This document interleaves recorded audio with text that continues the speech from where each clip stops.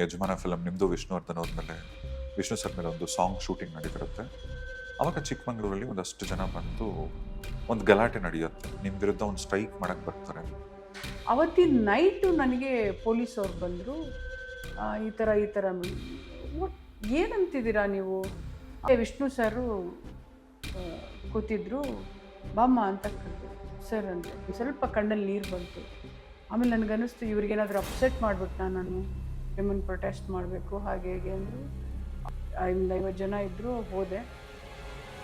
ಏನಪ್ಪ ಏನೀಗ ಅಂತ ಕೇಳಿದೆ.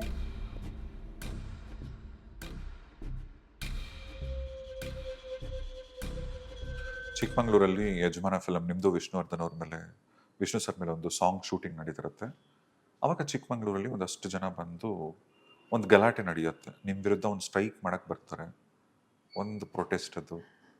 ಅವಾಗ ಒಂದಷ್ಟು ದಟ್ ವಾಸ್ ಪೇಪರ್ಗಳಲ್ಲಿ ವೆರಿ ಸಿಲ್ಲಿ. ಜನರಲಾಗಿ ಹಿಂಗೆ ಮಾತಾಡ್ತಾ ಇರುವಾಗ I go to Infant Jesus church ಅಂತ ಹಿಂಗೆ ಇಂಟರ್ವ್ಯೂಲ್ಲಿ ಸುಮ್ಮನೆ ಹಿಂಗೆ ಮಾತಾಡ್ತಾ ಇದ್ವಿ. I don't know suddenly what happened, ನನಗೂ ಗೊತ್ತಾಗಲಿಲ್ಲ ಏನಕ್ಕಿದು ಅಂತ. ಅವತ್ತಿನ ನೈಟು ನನಗೆ ಪೊಲೀಸವ್ರು ಬಂದರು. ಈ ಥರ ಒಟ್ ಏನಂತಿದ್ದೀರಾ ನೀವು?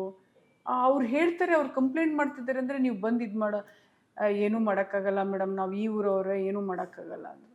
ಸರಿ, ನಾನು ಏನು ಮಾಡಬೇಕು? ಇಲ್ಲ ಮೇಡಮ್. ಮತ್ತೆ ಬೆಳಗ್ಗೆ 50 ಜನ ಎಲ್ಲ ಬಂದರು. ಪ್ರೇಮನ್ ಪ್ರೊಟೆಸ್ಟ್ ಮಾಡಬೇಕು ಹಾಗೆ ಹೇಗೆ ಅಂದರು. ಆಮೇಲೆ ಪಾಪ ರೆಹಮಾನ್ ಸರ್ ಇದ್ದರು, ಅಲ್ಲಿ ಸೆಟ್ ಹಾಕ್ಬಿಟ್ಟಿದ್ರು. ಮೇಡಮ್ ನೋಡಿ ಸೆಟ್ ಹಾಕ್ಬಿಟ್ಟಿದ್ದೀನಿ ಅಂತ ಹೇಳಿದ್ರು.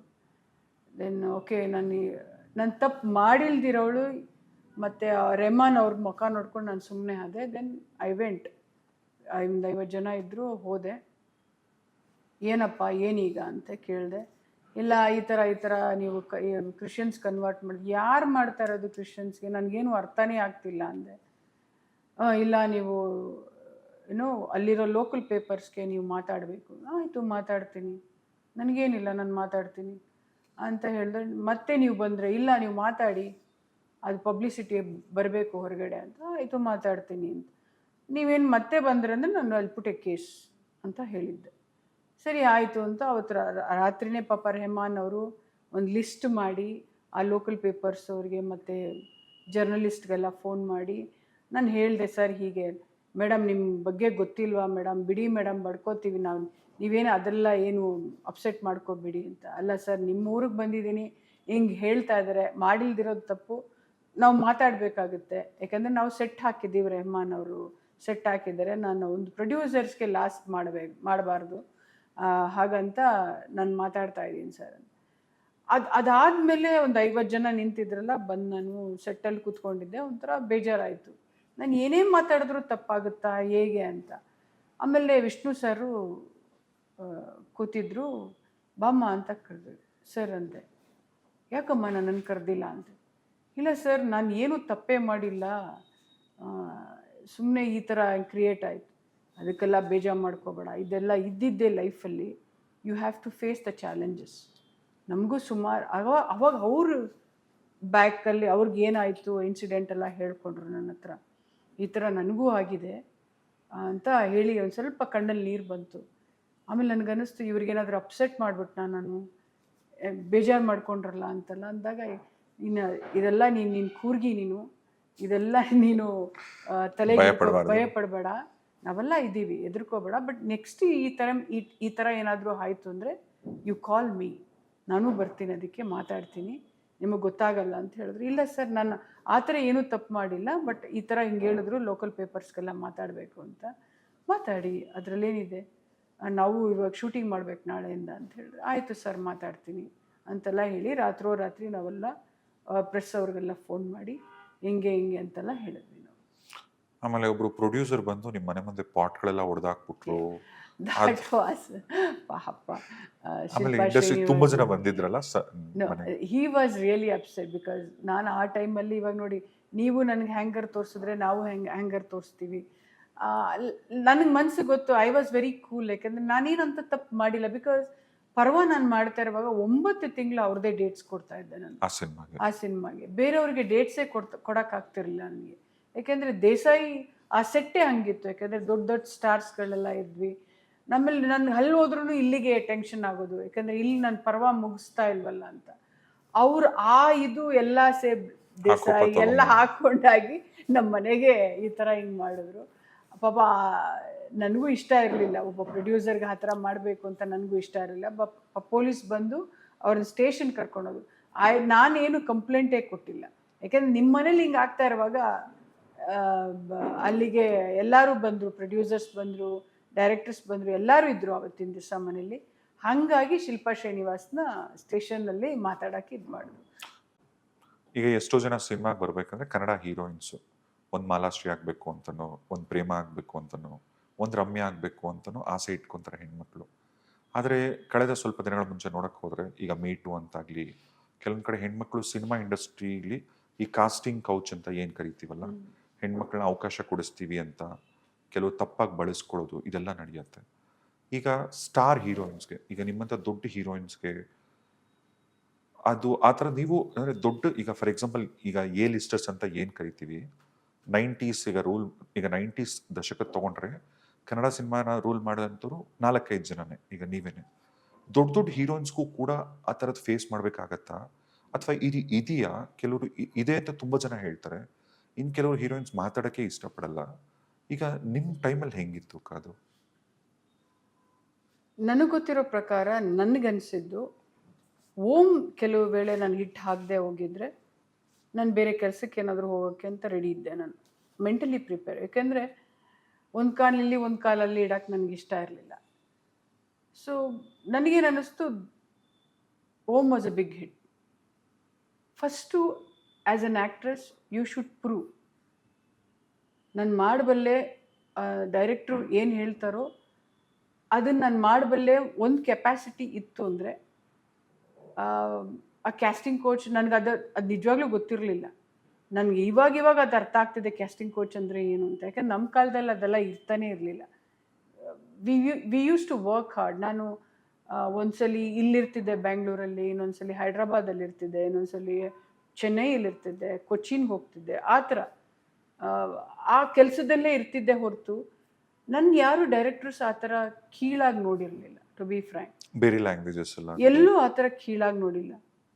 ಬಟ್ ಇವಾಗ ರಾಜೇಶ್, ನೀ ನನ್ನನ್ನು ಹೇಗೆ ಇಂಟರ್ವ್ಯೂ ಮಾಡ್ತೀಯೋ ಅದು ನಿನ್ನ ಮೇಲೆ ಡಿಪೆಂಡ್ ಆಗುತ್ತೆ, ನನ್ನ ಮೇಲೆ ಡಿಪೆಂಡ್ ಆಗುತ್ತೆ. ನೀನೇನು ಕ್ವಶನ್ ಕೊಡ್ತೀಯೋ ಅದಕ್ಕೆ ನನ್ನ ಆನ್ಸರ್ ಏನು ಕೊಡಬಲ್ಲೆ ಅದನ್ನು ನಾನು ಥಿಂಕ್ ಮಾಡ್ತೀನಿ. Give and take. When you give, ಏನು ಕೊಡ್ತೀರೋ ಅದು ನಿನಗೆ ಸಿಗುತ್ತೆ ಅಲ್ವಾ. ನನ್ನ ಪ್ರಕಾರ ನಾನು ಹಾರ್ಡ್ ವರ್ಕಲ್ಲಿ ನಾನು ತುಂಬ ಪ್ರೂವ್ ಮಾಡಬೇಕು, ನನ್ನ ಆ್ಯಕ್ಟಿಂಗಲ್ಲಿ ಪ್ರೂವ್ ಮಾಡಬೇಕು. ನನ್ನ ಲಕ್ಕಿಲಿ ಏನಂದರೆ ಒಳ್ಳೊಳ್ಳೆ ಡೈರೆಕ್ಟರ್ ಸಿಕ್ಕಿದ್ರು, ಒಳ್ಳೆ ಸಿನಿಮಾ, ಒಳ್ಳೆ ಕತೆಗಳು ಸಿಕ್ತು. ಸೊ ಅಲ್ಲಿ ನನಗೆ ಸ್ಕೋಪ್ಗಳು ಬಂತು. ಓಕೆ, ಅಂದರೆ ಆ ಡೈರೆಕ್ಟರ್ಸ್ಗಳಿಗೆ ಕಾನ್ಫಿಡೆನ್ಸ್ ಬಂತು, ಇವಳು ಮಾಡ್ತಾಳೆ ಅಂತ. ಸೊ ಅಲ್ಲಿ ನಾನು ಪ್ರೂವ್ ಮಾಡಿದೆ. One thing, I have seen many people nowadays ಹೀರೋಯಿನ್ಸಲ್ಲಿ ಈಗ ಬಂದ ತಕ್ಷಣ ಕಾರ್ ಬೇಕು, ಬಂದ ತಕ್ಷಣ ಮನೆ ಬೇಕು, ಆ ಥರ ಲೆವೆಲ್ಗೆ ಹೋಗ್ತಾ ಇದ್ದಾರೆ. ಎಲ್ಲ ಬರುತ್ತೆ, ಕೆಲಸ ಪ್ರೂವ್ ಮಾಡಿ. ಫಸ್ಟ್ ಪ್ರೂವ್ ಮಾಡಬೇಕಾಗುತ್ತೆ. ಈವನ್ ಬಂದ ತಕ್ಷಣ ಯಾರು ಆ ಥರ ಹೋಗೋಕ್ಕಾಗಲ್ಲ, ನೀವು ಪ್ರೂವ್ ಮಾಡಿದ್ರೇ ಹೋಗೋಕ್ಕಾಗ. ಅದು ನಾನು ಕೇಳ್ಪಟ್ಟಿದ್ದೀನಿ, ಬಟ್ ಅದೆಷ್ಟೋ ನಿಜ ನನಗೆ ಗೊತ್ತಿಲ್ಲ. ಬಟ್ ನನ್ನ ಕಾಲದಲ್ಲಿ ಆ ಥರ ಇರಲಿಲ್ಲ. Like how you behave on the set, ಅದು ಮೇಲೆ ಡಿಪೆಂಡ್ ಆಗುತ್ತೆ ಅಷ್ಟೇ. ಆ್ಯಂಡ್ ಪ್ರತಿಯೊಂದು ಹೆಣ್ಮಗಳಿಗೂ ಅವರ ತಂದೆನೇ ಮೊದಲನೇ ಹೀರೋ ಅಂತ ಅಂತಾರೆ. ನಿಮ್ಮ ವಿಚಾರದಲ್ಲಿ ಅದು ತುಂಬ ಜಾಸ್ತಿ. ಯಾಕೆಂದರೆ ಯು ವೆರಿ ಪ್ರೊಟೆಕ್ಟಿವ್ ಚೈಲ್ಡ್ ಒಂಥರ. ಮಾತೆತ್ತರೆ ಅಂದರೆ ಪ್ರತಿ ಸರಿಗೂ ಅಮ್ಮನ ಹೆಸರು ಅಷ್ಟು ಸರಿ ನೆನೆಸ್ತಿರೋ ಇಲ್ಲೋ ಗೊತ್ತಿಲ್ಲ, ಅಪ್ಪ ಅಪ್ಪ ಅಪ್ಪ, ಎಲ್ಲೋದ್ರೂ ಅಪ್ಪ. ಅಪ್ಪಂಗೆ ಮಗಳ ಚಿಂತೆ, ಮಗಳಿಗೆ ಅಪ್ಪನ ಚಿಂತೆ. ಶೂಟಿಂಗಲ್ಲಿ ಎಷ್ಟು ಪ್ರೊಟೆಕ್ಟ್ ಮಾಡಿದ್ರು ನಿಮ್ಮ ತಂದೆ? ಈಗ ಬೇರೆ ಯಾರು ನಂಬದೇ ಇರುವಾಗ ನೀವು ಯಾರನ್ನು ನಂಬ್ತೀರಾ? ಒಂದು ತಂದೆ ತಾಯಿನ ನಂಬಕ್ಕಾಗುತ್ತೆ ಅಷ್ಟೇ. ಐ ಹ್ಯಾವ್ ಸೀನ್ ಒಂದೊಂದು ಸ್ಟೆಪ್ಪೇ ಹತ್ಕೊಂಡು ಬಂದಾಗ ನನಗೆ ಅದ್ರಲ್ಲಿ ದುಃಖನೇ ಆಗ್ತಿತ್ತು ಹೊರತು ಕೆಲವು ಟೈಮಲ್ಲಿ ಯಾರು ನಂಬೋದು ಅಂತ ಕನ್ಫ್ಯೂಷನಲ್ಲಿದ್ದೆ. ಏನು ಹಿಂಗೆ ಗೊತ್ತಾಗ್ಬಿಡುತ್ತಲ್ಲ ಇವಾಗ. When you are true, so ಎಲ್ಲರೂ ನಿಮ್ಮಿಂದ ದೂರ ಹೋಗ್ತಾರೆ. ನಿಂಗೆ ಸುಳ್ಳು ಹೇಳಕ್ಕೆ ಬರಲ್ಲ, ಯು ಆರ್ ವೆರಿ ಇನ್ನೋಸೆಂಟ್, ನೀನು ಸಿಂಪಲ್ ಅಂದಿದ್ದಾಗ ನಿನ್ನ ಹತ್ರ ಯಾರು, ನಮ್ಮಪ್ಪನ ಗೊತ್ತಾಗ್ತಾ ಇತ್ತು ಇವನು ಸರಿ ಇಲ್ಲ ಅಂದವಾಗಲೇ ಸ್ವಲ್ಪ ದೂರ ಇಡೋರು. ಜಡ್ಜ್ ಮಾಡೋರು ಜಡ್ಜ್ ಮಾಡೋರು ಅಪ್ಪ ಬೇಗನೆ. ಕೆಲವು ಟೈಮಲ್ಲಿ. ಸೊ ಅಪ್ಪ ನನಗೆ ಹೇಳೋರು ಸ್ವಲ್ಪ ಹುಷಾರಾಗಿರು ಅಂತ. But I was very attach to my father because ನನ್ನ ಎವ್ರಿ ವರ್ಕ್ ಅವರೇ ನೋಡ್ಕೊಂಡು, ಫೈನಾನ್ಷಿಯರ್ ಆಗಲಿ, ಕತೆ ಕೇಳೋದಾಗಲಿ, ಆಮೇಲೆ ಕೇಳ್ತಾರೆ ಇದು ಚೆನ್ನಾಗಿದೆಯಾ ಇದು ಚೆನ್ನಾಗಿಲ್ವಾ, ಏನು ಒಪ್ಕೊಳ್ಳೋದಾ ಬೇಡ ಅಂತ ಕೇಳ್ತಾರೆ. ಆ್ಯಂಡ್ ಡೈರೆಕ್ಟರ್ಸು ಕೆಲವು ಟೈಮಲ್ಲಿ ಹೇಳಲ್ಲ ಕತೆಗಳು, ಆ ಡೈರೆಕ್ಟರ್ಸ್ ಮೇಲೆ ಡಿಪೆಂಡ್ ಆಗ್ತೀವಿ ನಾವು. ಸೊ ಓಕೆ ಮಾಡೋಣ ಅಂತ. I was very attach to my father because ಅವ್ರು ಎಲ್ಲೇ ಕೂತು ನಿಂತರೂ ನನ್ನ ಪಕ್ಕದಲ್ಲೇ ಇರೋರು.